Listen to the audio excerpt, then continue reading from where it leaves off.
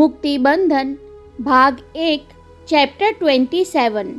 પાટનગરથી પાછા ફરેલા ઈશ્વરભાઈ વિરાણીને સાન્તાક્રુઝ એરપોર્ટ પર લેવા આવેલા Rolls Roy car marine drive પરથી પસાર થતી હતી ત્યારે નમતા સૂર્યના પ્રકાશમાં બરતીના હિલોળે ચડેલા અરબી સમુદ્ર તરફ તેમનું ધ્યાન ગયું। હાઈ જમ્પના ચેમ્પિયન ખેલાડીની જેમ સમુદ્રના મોજાને 15-20 ફૂટ ઊંચો કૂદકો મારી મરીન ડ્રાઈવની પાળ ઓળંગી સડક પર પછડાતા જોઈ ઈશ્વરભાઈને થયું કે અત્યારે દરિયો પણ મારા આનંદમાં સહભાગી બની રહ્યો છે।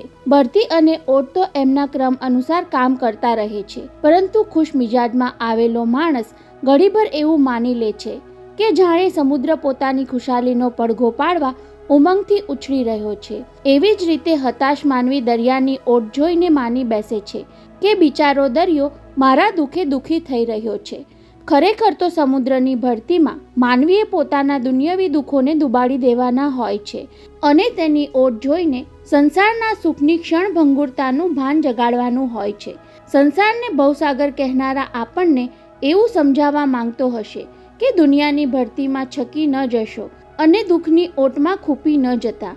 સંસારને માણવો હોય તો મઝધારની જેમ ગહનતા સાથે સ્વસ્થતા કેળવતા શીખી જજો। પરંતુ ઈશ્વરભાઈ અત્યારે સુખની હેલીમાં છકી જવાના મિજાજમાં હતા। વડાપ્રધાનના સિંહાસન પર ભલે રામેશ્વરી દેવી બિરાજ્યા, પરંતુ 125 કરોડના દંડના બદલામાં તેમણે રાતોરાત કિંગમેકર ઇન્ડસ્ટ્રીયાલિસ્ટની પદવી પ્રાપ્ત કરી લીધી હતી। યુવાન વડાપ્રધાન અમરનાથ ત્રિપાઠીના ઘેરા શોકને કારણે રાષ્ટ્રપતિ ભવનમાં અત્યંત સાદગીભર્યા વાતાવરણમાં શપથવિધિ થઈ હતી, પરંતુ ખીચોખીચ ભરેલા દરબાર હોલમાં ઈશ્વરભાઈ વિરાણીને વીવીઆઈપી તરીકે પ્રથમ હરોળમાં અને તે પણ બરાબર મધ્યમાં મોભાવાળું સ્થાન અપાયું। ત્યાં જ ગંધ પારખવાની તીવ્ર ઇન્દ્રિય ધરાવતા શ્વાન જેવા રાજકારણીઓ પારખી ગયા કે હવે નવા શાસનમાં ઉદ્યોગપતિ IM વિરાણીનો પડ્યો બોલ ઝીલાવાનો। એટલે જ તો સોગંદવિધિ પછી મહિલા વડાપ્રધાનોને હાથ જોડીને અભિવાદન કરનારામાંથી ઘણા ખરા ઈશ્વરભાઈ સાથે પણ હાથ મિલાવી લેવાનું ચૂક્યા ન હતા। અરે, મૃત વડાપ્રધાનના અંતિમ સંસ્કારમાં સામેલ થવા આવેલું મહારાષ્ટ્રનું સમસ્ત પ્રધાનમંડળ નવા પ્રધાનમંત્રીના શપથ ગ્રહણ સુધી રોકાઈને ચાર્ટર્ડ ફ્લાઇટમાં મુંબઈ પાછું ફરતું હતું।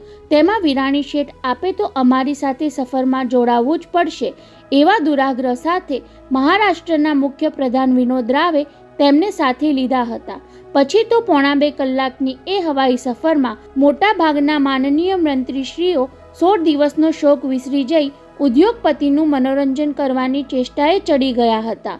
અરે, સાન્તાક્રુઝ એરપોર્ટ પર લેન્ડિંગ કર્યા પછી રાજ્યના નાણામંત્રી સુશીલ દાંદેડકર માટે VIP કાર્ડ લેવા આવી હોવા છતાં વિરાણીને ખભા ફરતે હાથ વિતાડી તેમણે ફરમાઈશ કરેલી, શેઠજી, આજે તો તમારી રોલ્સની લિફ્ટ લેવી છે। એ બહાને મલબાર હિલ સુધી તમારી સોબત મળશે। અને 6 મહિના પહેલાં ઈશ્વરભાઈ વિરાણીની ફ્લોટિંગ હોટેલને જેણે ભારત જેવા ગરીબ દેશ માટે નિરર્થક લક્ઝરી ગણાવી હતી, એ જ દાંદેડકર પોતાના બંગલે ઉતર્યા ત્યારે હાથ મિલાવીને ખુશામતના સ્વરે બોલી ગયેલા કે વિદેશી ટુરિસ્ટોને આકર્ષવા માટે તમારી ફ્લોટિંગ હોટેલમાં કેસિનો ખોલવા માંગતા હો તો અત્યારે જ મૌખિક મંજૂરી આપી દઉં છું। જીવનના આકાશમાં અચાનક શરદ પૂનમનો ચંદ્ર ખીલી ઉઠે અને મનના સાગરમાં સિદ્ધિની ભરતી ચડે ત્યારે કયો માણસ ખુશીથી પાગલ ન બની જાય। નાણામંત્રીને બંગલે ઉતારી કારમાં એકલા પડેલા ઈશ્વરલાલ વિરાણી આ ખુશાલીને મન ભરીને માણવામાં મશગુલ હતા। ત્યાં દૂરથી વૈભવ ટાવર્સ દેખાયો। ટાવરની ટોચે તરાપ મારતા ચિત્તાને સૂર્યના તેજમાં ચમકતો જોઈ ઈશ્વરભાઈએ હૂકમાંથી કારફોન ખેંચી લીધો। ગુડ ઇવનિંગ સર, બોસનો અવાજ સાંભળી ઉત્તેજના ભર્યા અવાજે સેક્રેટરી મંજુષા બોલી ઉઠી। આપ કેમ છો? ક્યાંથી બોલો છો? ન્યૂ દિલ્હીથી? નહીં મંજુ, મુંબઈથી, અને આપણા વૈભવ ટાવર્સની સાવ નજીકથી। કોઈ ઉપગ્રહમાં પ્રવાસ કરતો અવકાશયાત્રી ધરતી પર પોતાના માણસની સાથે વાત કરતા અનુભવે એવા રોમાંચથી બોસે પૂછા કરી, કંપનીમાં બધું કેમ ચાલે છે? એવરીથિંગ ઇઝ ફાઇન સર, કહીને મંજુષાએ પૂછ્યું, આપ કેમ છો સર? Super fine Manju. એ ઉદ્ગારમાં મંજુષા મુખર્જીએ એવી ઉત્તેજના અનુભવી કે 4 દિવસે મળતા બોસ પોતાને કિસ કરતા હોય, પરંતુ ત્યાં સાંભળવા મળ્યું, મંજુ, હું સીધો ઘેર જઈ રહ્યો છું, ઓફિસે કાલે આવીશ, કહીને ફોન મૂક્યા પછી થોડી વારે વિરામવિલા નજીક આવતું લાગ્યું એટલે ઘેર ફોન કરવાનો વિચાર આવ્યો, પણ તરત જ દબાવી દીધો. આવતીકાલ સવારને બદલે આજ સાંજે અચાનક જઈ ચડીને સૌને અચરજ પમાડવા દે. પરંતુ વિરામવિલાના બીજે માળે દીવાનખંડમાં પગ મૂકતા જ પોતાને અચરજ પામવા જેવું થયું. વિશાળ દીવાનખંડમાં એકલા બેઠેલા પિતાને કોઈ પુસ્તક વાંચતા જોઈ સુખદ આશ્ચર્ય સાથે એ બોલી ઉઠ્યા, અરે બાપુજી, તમે અહીં છો? મોતીલાલ વિરાણીએ પુસ્તકમાંથી માથું ઊંચું કરીને જોયું તો ઉદ્યોગપતિ પુત્ર મરક મરક હસતો સામે ઊભો હતો. ઈશ્વર, મને અહીં જોઈને તને આશ્ચર્ય થાય છે, એના કરતાં તને આમ મલકતો નિહાળીને મને વધારે કૌતુક થાય છે. એમાં કૌતુક શેનું બાપુજી?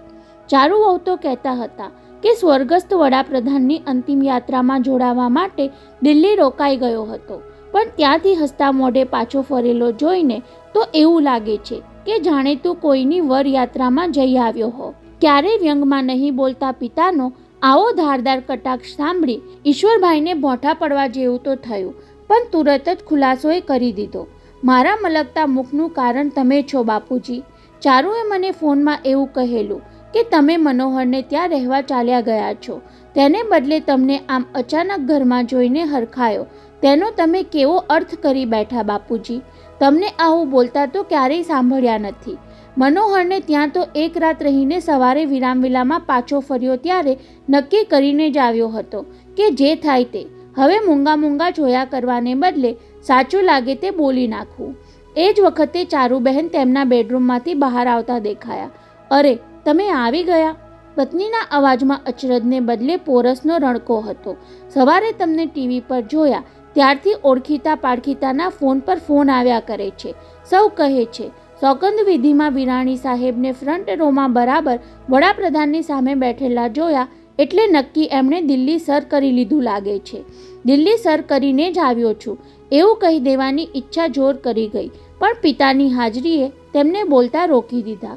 હવે તો સૌ એવું પણ બોલવા લાગ્યા છે કે નિરાલીના લગ્નમાં દેશના નવા મહિલા વડાપ્રધાન અચૂક હાજરી આપશે.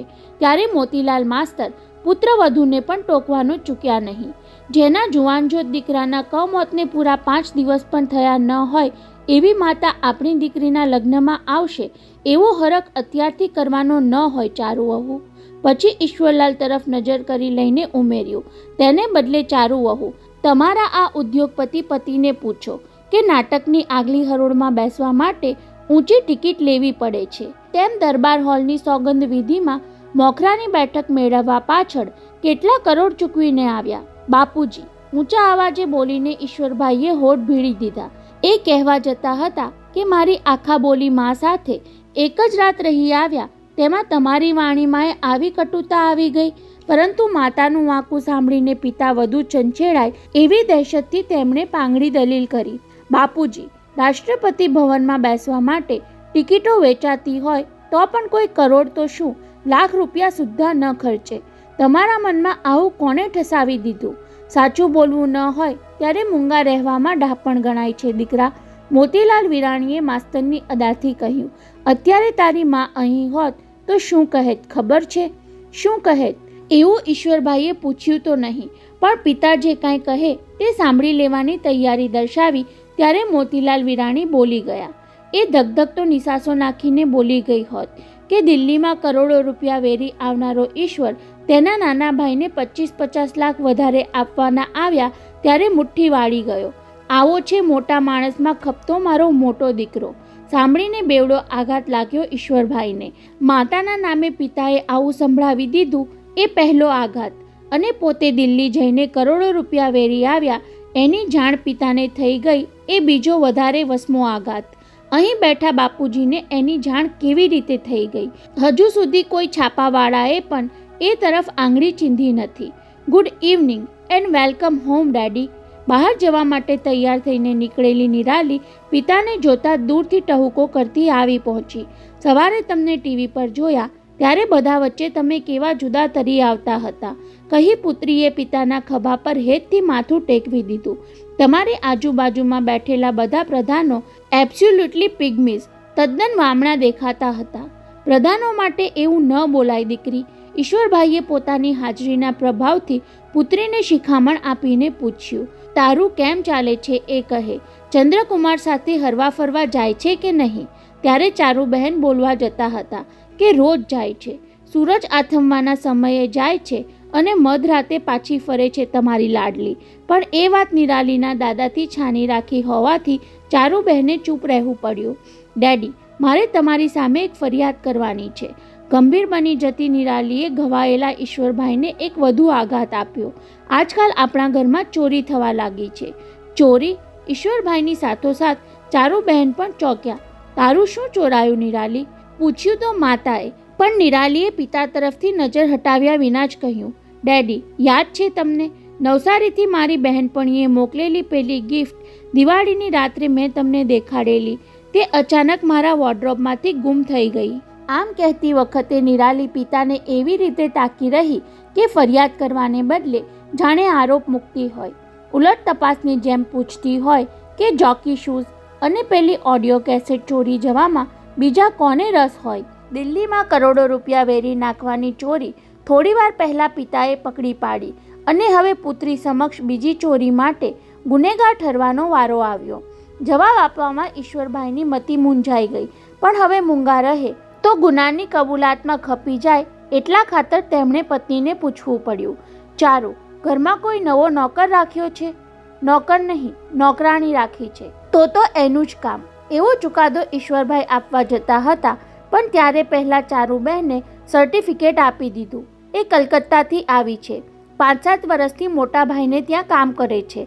એમનો ફોન આવ્યો કે બહેન, તારે ત્યાં લગ્ન આવે છે, એટલે આવી કોઈ વિશ્વાસુ વ્યક્તિ હોય તો ઘર સંભાળે અને તને કામમાં પણ આવે. દ્રૌપદી હાથની ચોખ્ખી છે. દ્રૌપદી? હા, નામ દ્રૌપદી છે, પણ બિચારીનું પતિનું સૌભાગ્ય પણ છીનવાઈ ગયું. 25 વર્ષની ભર જુવાનીમાં વિધવા થઈ. ત્યારે મોતીલાલ માસ્તરને કહેવાનું મન થયું કે એ બિચારી દ્રૌપદી આવ્યા પછી ઘરના 5-6 નોકરો વારંવાર બીજા માળે આટાફેરા કરવા લાગ્યા છે, એટલે લગ્ન પતી ગયા પછી ભલા થઈને બિચારી બંગાળણને કલકત્તા મોકલી આપજો. પરંતુ નિરાલીની હાજરીમાં એવું બોલવાનું દાદાને અજુગતું લાગ્યું. યુવાનો વડીલની હાજરીનો મલાજો રાખે એ પૂરતું નથી, વડીલોએ પણ યુવાનોની હાજરીનું ઔચિત્ય જાળવવા જેટલી સભાનતા રાખવી ઘટે. તમે વડીલો ચોરને પકડી ન શકો તો કાંઈ નહીં. નિરાલીએ પિતા સામે જોઈ લઈને લિફ્ટ તરફ જતા કહી દીધું, ચોરાયેલી માલમત્તા મને પાછી મળી જાય તો પત્યું. આપણે ચોરને માફ કરી દઈશું, બસ. પુત્રીની એ ટકોર ઈશ્વરભાઈને હૈયા સોસરવી ઉતરી ગઈ. જતાં જતાં મોઘમવાણીમાં એ કહેતી ગઈ, ડેડી, મારી ચીજવસ્તુઓ હતી ત્યાં પાછી મૂકી દેશો તો આપણા બે સિવાય કોઈને જાણ નહીં થાય. દિલ્હીમાં માંધાતા મુસદ્દીઓને વશ કરીને આવ્યા પછી ઘરના માણસોએ પોતાને આ રીતે વેતરી નાખીને વિવશ કરી દીધા. એની ઝાડ લાગી હોય તેમ ઈશ્વરભાઈનો ચહેરો તંગ થઈ ગયો. હું શાવર લેવા જાઉં છું. બેડરૂમ તરફ પગ ઉપાડતા તેમણે આદેશ આપ્યો, મહેરબાની કરીને ઘરની નાની નાની બાબતમાં મને પજવતા નહીં. તેમની પીઠ ફરતા જ પુત્રવધુ અને સસુરની નજર મળી. બેડરૂમનું બારણું બંધ થયું ત્યાં સુધી ખામોશ રહી મોતીલાલ વિરાણીએ કહ્યું, જોયું ને ચારુ વહુ, એ કોઈને સાંભળવા ટેવાયેલો નથી. તમે વિરામવિલામાં મને પાછો રહેવા બોલાવીને કહ્યું કે જરૂર લાગે ત્યાં દીકરાને ટોકતા રહેજો. મારા સ્વભાવ વિરુદ્ધ જઈને મેં કહેવાય એ રીતે કહ્યું, પણ મને નથી લાગતું કે ઈશ્વર એના સ્વભાવ વિરુદ્ધ જઈને મારી વાત સાંભળે. બાપુજી, ધીરજ રાખીને પણ આપણે ધાર્યું કરવું પડશે. ચારુબહેન ધીમા છતાં મક્કમ અવાજે બોલી ગયા, માત્ર એમને જ નહીં, મને અને ઘરના બીજા બધાને શિખામણના ચાબુક ફટકારતા રહેજો, નહીંતર એક દિવસ આ મોટું ઘર વિંખાઈ પીખાઈ જવાની મને તો બીક લાગે છે. એટલા બધા હતાશ થવાની જરૂર નથી ચારુ વહુ, કહી મોતીલાલ માસ્તર 20 વર્ષ પહેલાં માંગરોળ વિદ્યા મંદિરના વિદ્યાર્થીઓએ ભેટ આપેલી કારના ઘડિયાળમાં જોતા ઊભા થયા. હું પાર્કમાં જવા નીકળું, તમારા સાસુ રાહ જોતા હશે. ચારુબહેન સસરાને દાદર ઉતરતા જોઈ રહ્યા. બંનેના સ્વભાવ સાવ જુદા છે, છતાં સાસુ સસરા વચ્ચે કેવો મનમેળ છે. બંને જુદા રહે છે, છતાં સાંજે બગીચામાં મળવાનો સમય કેવી ચીવટથી સાચવી લે છે. દિવાનખંડનું રાજ રચીલું અને સજાવટ શણગાર જોતા એકલા પડેલા ચારુબહેનના હોઠ પરથી ઉદ્ગાર સરી પડ્યા. મનમેળ હોય તો જાહેર બગીચામાં બેસીને પણ બે માણસ સુખ અને સંતોષના શ્વાસ લઈ શકે છે, નહીંતર આટલી સમૃદ્ધિ વચ્ચે પણ નિશ્વાસ નાખતા જીવવું પડે છે. ગળા સુધી આવેલા નિસાસાને પાછો ઠેલી દઈ ચારુબહેને પતિના બેડરૂમનો દરવાજો ઉઘાડ્યો તો શાવર લેવાનું કહીને ગયેલા ઈશ્વરભાઈ કબાટ ઉઘાડીને કાંઈક શોધવામાં એટલા બધા એકાગ્ર થઈ ગયા હતા કે પત્નીના પગલાં પણ ન સંભળાયા. મને તો એમ કે તમે બાથરૂમમાં હશો. પતિની શોધખોળથી ઉચાટ અનુભવતા ચારુબહેનના અવાજમાં ધ્રુજારી હતી. બહાર ગામથી આવતા વેત શું શોધવામાં પડી ગયા? આ કબાટ કોણે ઉઘાડ્યો હતો? વાંકાવળી કબાટના છેક નીચેના ખાનામાં હાથ ફંફોસતા ઈશ્વરભાઈએ સત્તાવાહક સ્વરે પૂછ્યું. ત્યારે પત્નીએ જવાબ આપવાને બદલે ફરીથી પૂછ્યું, શું શોધો છો તમે? કબાટમાં કંપનીના કામકાજની 1000 વસ્તુ રાખી હોય. ટટ્ટાર થઈને હાથ ખંખેરતા ઈશ્વરભાઈએ પત્ની સામે જોયું. શું શોધું છું એમ પૂછવાને બદલે જવાબ આપને કે મારો કબાટ કોઈએ ઉઘાડ્યો હતો ખરો? પછી સીધી રીતે જ કહી દીધું, તારા સિવાય બીજું ઉઘાડે પણ કોણ? હા, મેં ઉઘાડ્યો હતો. ચારુબહેને કબૂલ તો કર્યું, પણ તરત જ કારણ ઉપજાવી કાઢ્યું. હવે નિરાલીના લગ્નની તૈયારી કરવી પડશે ને. સિદ્ધાર્થના લગ્ન વખતે કોને શું વ્યવહાર કર્યો હતો એની નોંધવાળી નોટબુક શોધી પણ મળી નહીં. કંપનીના વહીવટની ફાઇલો અને દસ્તાવેજો વચ્ચે લગ્નના વ્યવહારની નોટબુક શોધવા બેસે તો ક્યાંથી મળે? બબડતા ઈશ્વરભાઈએ કબાટમાંથી ફાઇલો બહાર કાઢી ગુસ્સામાં નીચે ખડકલો કરવા લાગ્યા. તેમને બરાબર યાદ હતું કે સાધ્વી ચંદ્રસ્મિતાએ આપેલું પોટલું કબાટના નીચેના ખાનામાં મૂક્યું હતું અને નિરાલીના કબાટમાંથી પોતે તફડાવેલી ચીજવસ્તુઓ ઉપરના ખાનામાં ફાઇલોની વચ્ચે છુપાવી હતી. તેમ છતાં તેમણે કબાટના વચ્ચેના ખાના પણ ફેંદી નાખ્યા. પતિનો આ નિરર્થક ઉદ્માત જોઈને ચારુબહેનને બોલી નાખવાનું મન થયું. તમે જે શોધો છો એ મારી પાસે છે. પરંતુ તેને બદલે ફરી પૂછ્યું, કહો તો ખરા, તમે શું શોધો છો? કોની ફાઇલ, બોક્સ, બંડલ કે પોટલું? નામ પાડો તો હું શોધવામાં મદદ કરું. એમાં તને ખબર ન પડે. નામ પાડીને કહેવાય એવું નહોતું એટલે એ ગિન્નાયા. ના પાડી હતી છતાં તારે કબાટ ખોલવું શું કામ જોઈએ? બૈરાઓની જાત જ એવી. ના પાડીએ તે કામ પહેલું કરે. ચારુબહેનને થયું કે 40 વર્ષ પહેલાં ભવાનજી શેઠિયાની છોકરીને અછડતો સ્પર્શ કર્યો એ વાત હવે પતિએ છુપાવી શું કામ જોઈએ? સાધ્વી બનેલી ચંદ્રપ્રભાના પૂર્વ જીવનની કથની પોતે આખી રાત જાગીને વાંચી ગયા હતા. સંસારમાં રહીને એ સ્ત્રીએ વેઠેલા દુઃખોની ઘટમાળ અને તેમાંથી જાગેલા સાધ્વી બનવાના સંજોગોનું વર્ણન વાંચીને પોતે દ્રવી ગયા હતા. એ સ્ત્રી પ્રત્યે આદરભાવ જાગ્યો હતો. છતાં પતિ શા માટે એ પુરાણા સંબંધની વાત મારાથી છુપાવી રાખવાની પેરવી કરે છે? દિલ ખોલીને કહી દે તો હું એમને પૂછું તો ખરી. તમારા જીવનમાં આવેલી એ પહેલી સ્ત્રીના પિતા ભવાનજીભા અને તેમની એકની એક પુત્રી દેવકી સામે અદાવત રાખવામાં તમારું ગૌરવ ક્યાં રહ્યું? નિષ્ફળ પ્રયત્ન પડતો મૂકતા પહેલા ઈશ્વરભાઈએ પત્નીને વડચકું ભર્યું. પહેલા નિરાલીના કબાટમાંથી તેની ચીજવસ્તુઓ ગુમ થઈ અને હવે મારા કબાટમાંથી કામનું લખાણ કોઈ ઉપાડી ગયું. ખબર પડતી નથી આ ઘરમાં શું થવા બેઠું છે. તમે બાપ દીકરી બંને ચોરી ચોરી બૂમો પાડો છો, પણ બેમાંથી કોઈ બોલતું નથી કે કબાટમાંથી શું ગયું. એ જાણીને તારે શું કરવું છે? એવો બરાડો પાડવા માંગતા ઈશ્વરભાઈની નજર બેડરૂમનો દરવાજો ઉઘાડી અંદર ડોકાતી પુત્રવધુ રાજલક્ષ્મી પર પડી. ડેડી ક્યારે આવી ગયા? વહુના આગમનને ચારુબહેનને અસ્વસ્થ કરી મૂક્યા. પોતે પતિનો કબાટ ખોલીને બેઠા હતા ત્યારે પણ રાજી આ રીતે જ આવી ચડી હતી. એ હમણાં કંઈક બોલી નાખશે. રાજી, કેમ છો તમે બધા? થોડી વારે ઈશ્વરભાઈને પૂછવાનું સૂઝ્યું, ગૌરવ કેમ દેખાતો નથી? એ વિડીયો ગેમ રમવા બેઠો છે. કહેતા હો તો તેને મોકલું. નહીં, હમણાં રહેવા દો. પોતાની અસ્વસ્થતા છુપાવવા તેમણે પૂરછા કરી. સિદ્ધાર્થ હજુ આવ્યો નથી? ના ડેડી, આજકાલ એ ઓફિસેથી મોડા આવે છે, કહીને હળવેકથી ઉમેર્યું. તમે દિલ્હી હતા અને વૈભવભાઈ મુંબઈમાં હાજર નથી. વૈભવ મુંબઈમાં નથી? અચરજના ભાવથી પત્ની સામે જોઈને અથરા અવાજે ઈશ્વરભાઈએ પૂછ્યું. ક્યાં ગયો છે વૈભવ? પુત્રવધુએ આવીને આવું ઉંબાડિયું કર્યું એ ચારુબહેનને ખટક્યું. વૈભવ સવાર સુધીમાં આવી જાય તો એની ગેરહાજરીની પતિને જાણ નહીં થાય એવી તેમણે ધારણા રાખેલી. તેને બદલે ડેડી એ તો કુલ્લુ મનાલી ગયા છે. સાંભળીને ઈશ્વરભાઈની આંખોના ભવા તણાયા. કુલ્લુ મનાલી, ત્યાં જવાની શું જરૂર પડી? ઈશ્વરભાઈએ પત્ની પાસે જવાબ માંગ્યો, પણ એમની જીભ ઉપડતી ન હતી એટલે પુત્રવધુએ ધારદાર સ્વરે કહેવાની તક ઝડપી લીધી. કુલ્લુ મનાલીમાં સબીનાની ફિલ્મનું આઉટડોર શૂટિંગ ચાલે છે ને, એટલે જવું પડ્યું હશે. રાજીએ આપેલી એ માહિતી ઈશ્વરભાઈને પગથી માથા સુધી હચમચાવી દેવા માટે પૂરતી હતી. કેટલા દિવસ થયા એને ગયાને? પત્ની તરફથી જવાબની આશા ન હોય તેમ એમણે પુત્રવધૂને જ પૂછ્યું, એટલે રાજીએ રાજીપો અનુભવ્યો. તમે દિલ્હી ગયા એની વળતી સવારે, એટલે 5 દિવસથી વૈભવ એ બાઈની સાથે છે. બંને હાથની મુઠ્ઠીમાં ગુસ્સાને ભીસી નાખવા મથતા ઈશ્વરભાઈએ પત્ની સામે જોયું. મેં દિલ્હીથી તને ફોન કર્યો ત્યારે પણ તે મને જાણ ન કરી. ચારુબહેન શું બોલે અને રાજલક્ષ્મી શું કામ ચૂપ રહે? વૈભવ ગ્રુપની કંપનીઓમાં ક્યાંય સિદ્ધાર્થનું નામ નથી એ વાતથી સતત લઘુગ્રંથિથી પીડાતી પુત્રવધુએ ફ્લોટિંગ હોટેલ સાથે સિદ્ધાર્થનું નામ જોડવાનો પ્રસ્તાવ મૂક્યો. એ સસરાએ કાને ન ધર્યો અને સાસુએ પણ તેમાં સાથ ન આપ્યો. તેના પ્રત્યાઘાત રૂપે રાજલક્ષ્મીના મગજમાં વિદ્રોહનો ઝંઝાવાત ફૂંકાતો હતો.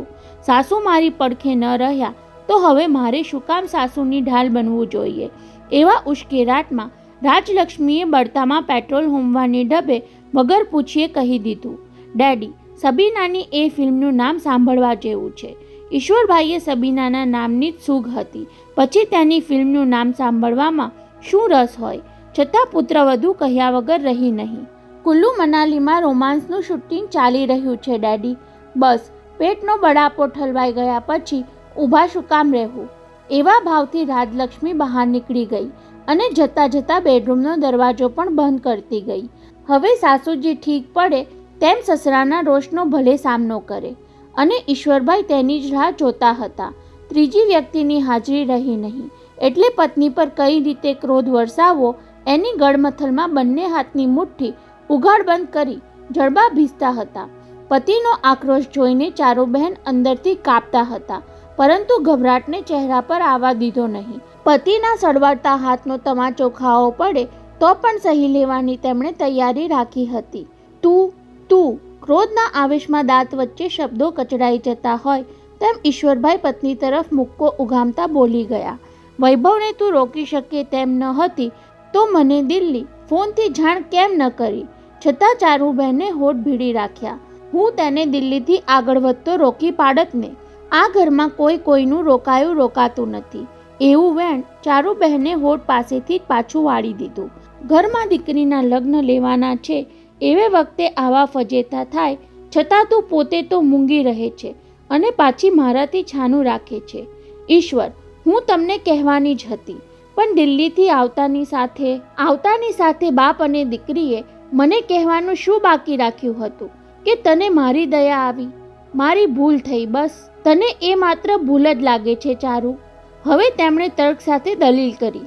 તું મારાથી છાનું રાખે અને વહુ આવીને ઉઘાડું પાડે તેમાં તારી આબરૂ શું રહી? રાજી તો નાદાન ગણાય. વહુને નાદાન કહેવાથી તારો વૈભવ શાણો પૂરવા નહીં થાય ચારુ. હવે ઈશ્વરભાઈ ખુલ્લે આમ કહી દેવા માંગતા હતા. આવી જ રીતે એકવાર રાજલક્ષ્મી બોલી ગઈ હતી કે એ સબીના પેટમાં કે કાંખમાં છોકરું લઈને આ ઘરમાં આવશે એ વાત લખી રાખજો.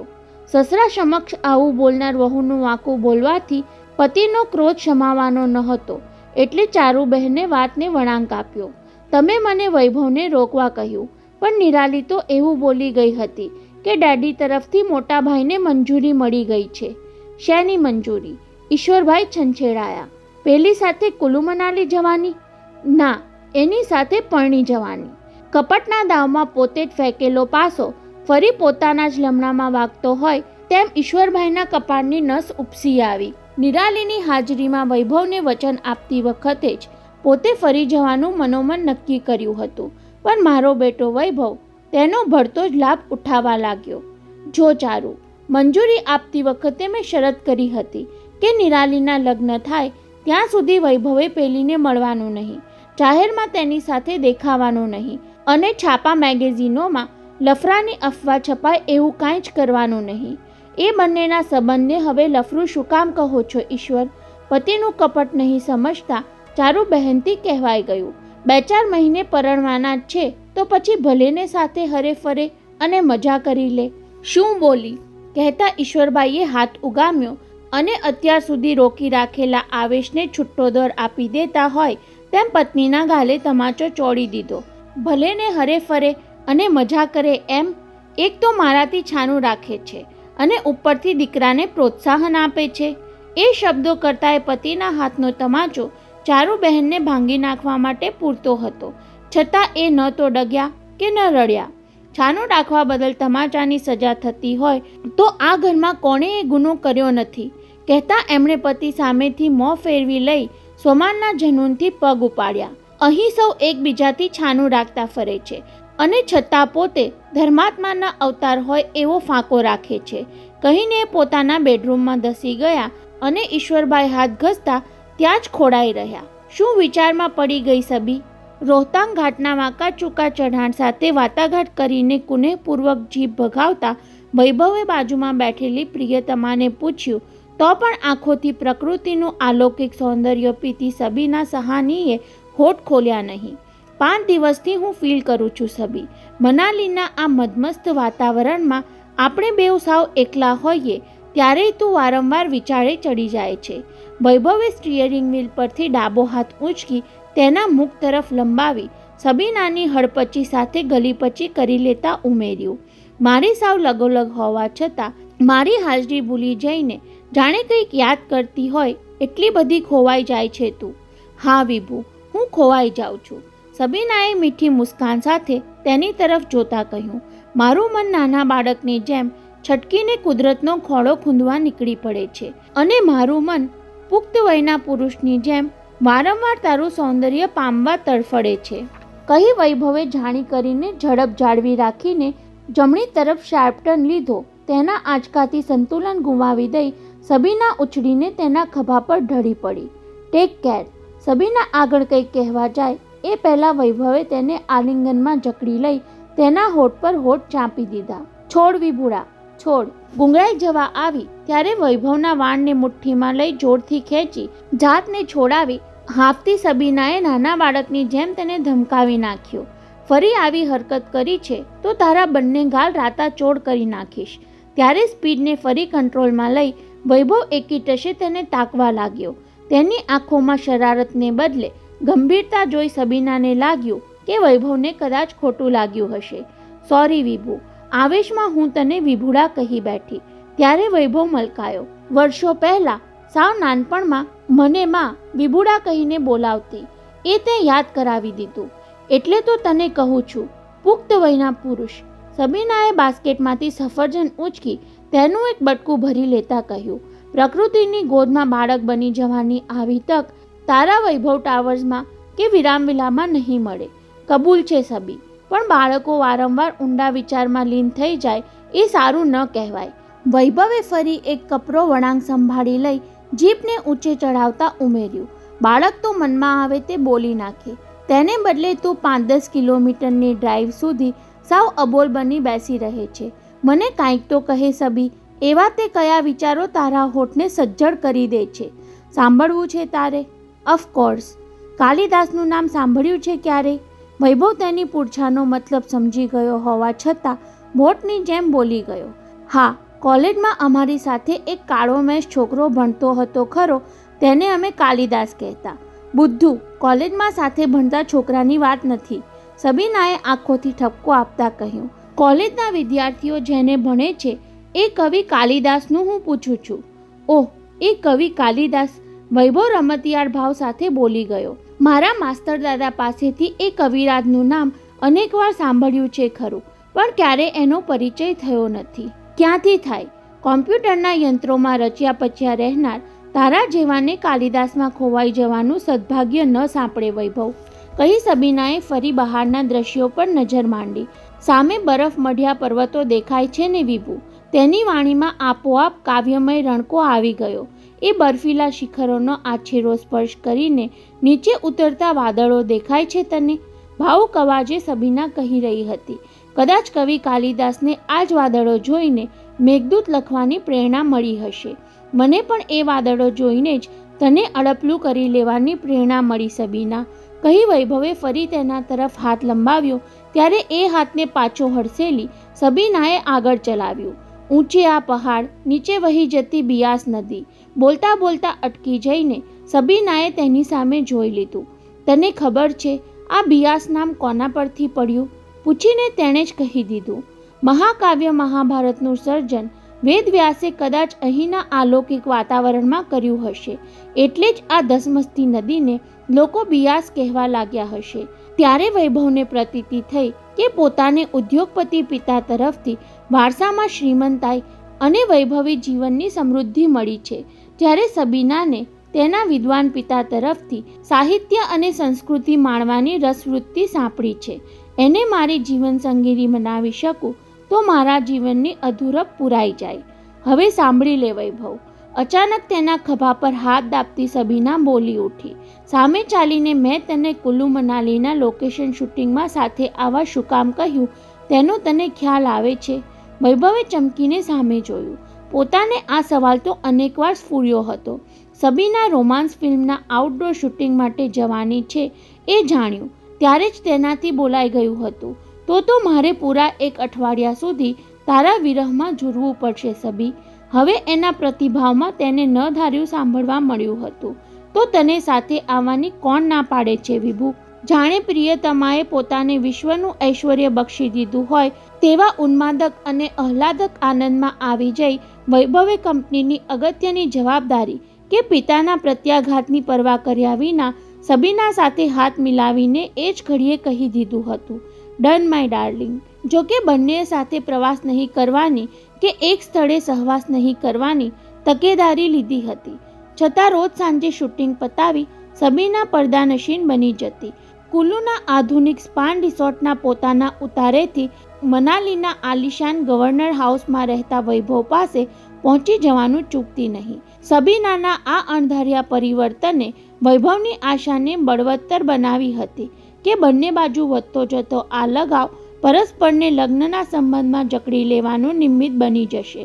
કુલ્લુ મનાલીમાં તારી કંપની માટેની ઝંખના મને કેમ જાગી એ જાણવાની તને ઉત્સુકતા તો હશે જ, પણ એ જાણી લીધા પછીની વાત છોડ સબીના. મને જલ્દી કારણ જણાવી દે, પછીનું પછી જોયું જશે. કહેતા વૈભવે બ્રેક મારીને જીપ ઊભી રાખી દીધી.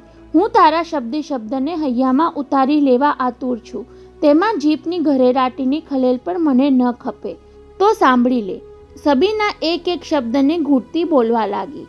ઊંચે આ ઉત્તુંગ પર્વતો, વચ્ચે લીલાછમાં વૃક્ષો, નીચે ખડખડ વહેતી આ બિયાસ નદી, પહાડો ફરતા આ ધવલ વાદળો, વૃક્ષોમાંથી ચડાઈને આવતો આ નિર્મળ પવન અને ખડખડ વહેતી નદીના પ્રવાહનો આ કલરવ.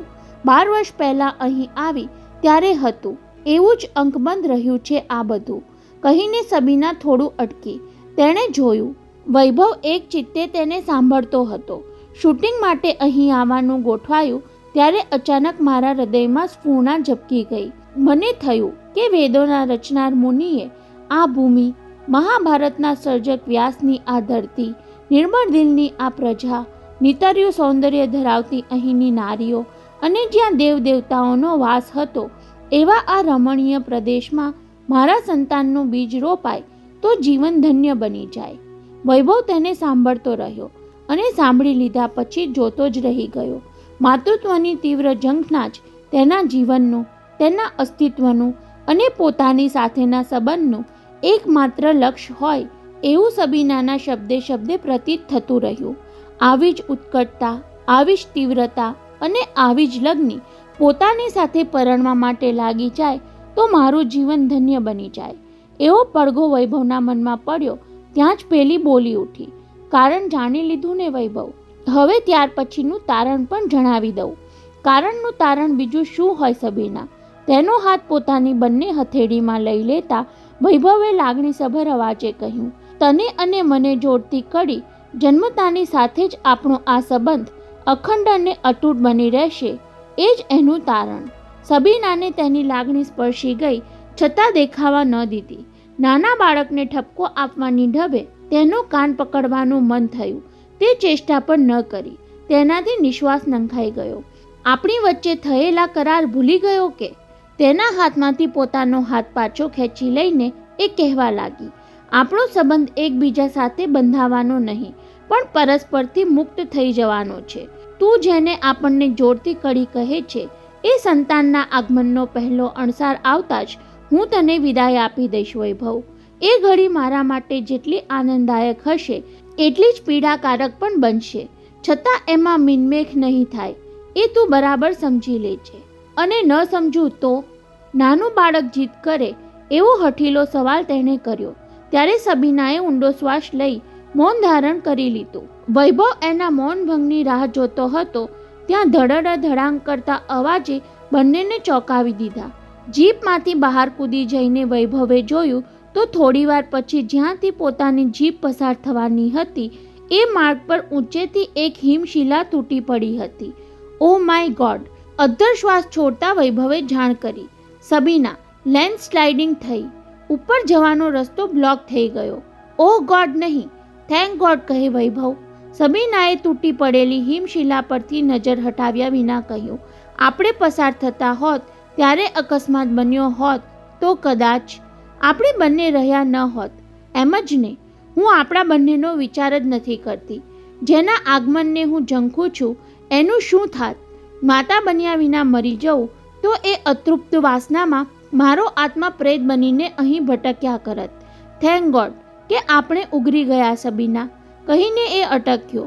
જ્યાં જવા ધાર્યું તું એ બર્ફીલા પહાડ પર નજર ફેંકી લઈ અફસોસ ઉછાળ્યો. પરંતુ આ હિમશિલા ખસેડાય નહીં ત્યાં સુધી ટોચ પર કેમ પહોંચવું? મંજિલના માર્ગમાં આપણા ગજાબહારનો અવરોધ આવી પડે ત્યારે આગળ જવાની જીદ પડતી મૂકીને ખૂબસૂરત વળાંકથી પાછા ફરી જવામાં જ મજા છે વિભુ.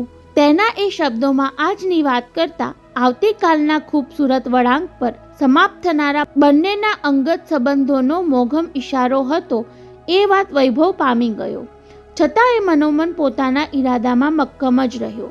નહીં સબી, દરેક વળાંક ઓળંગી જઈને હું તને મંજિલ સુધી લઈ ગયા વિના જંપીશ નહીં.